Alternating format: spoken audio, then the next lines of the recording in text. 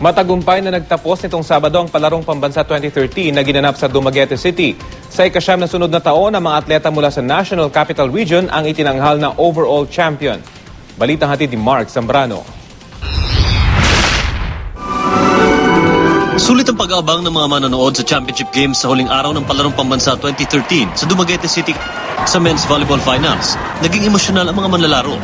Pero sa huli, nasungkit ng Calabarzon ang championship mula sa National Capital Region sa score na 3-2. Bumawi at siniguro naman ng women's volleyball team ng NCR na maiuwi nila ang championship ngayong taon nang talunin nila ang Central Visayas sa score na 3-0. Hinirang naman na bagong kampiyon ng football ang Mimaropa Region nang talunin nila ang Central Visayas sa score na 5-4. Di naman mahulugan ng karayom sa dami ng tao ang Lamberto Macias Gym sa gold medal game ng men's basketball. Dikit ang laban pero sa huli, nanaigang Central Visayas laban sa NCR sa score na 70-66. Gandang alaala ng team ninyo dito sa Palarong Pambansa 2013. Yung nagkatulong-tulungan po at nag-champion po. Yung aming po trademark na one team. Kay God, sa family namin, tsaka kay Coach.